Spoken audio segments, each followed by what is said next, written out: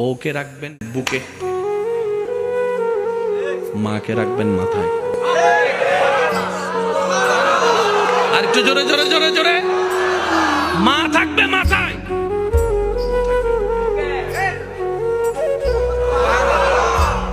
তো বুক আর মাথা তো এক নয়।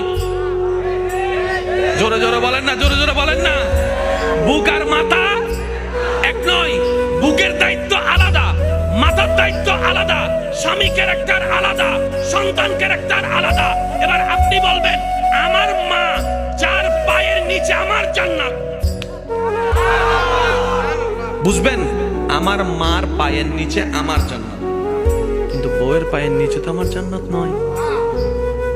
ও বউ, তোমার জান্নাত আমার বুকে, তুমি আমার বুকে আসো, আমরা দুইজন মিলে মার পায়ের নিচে যাই।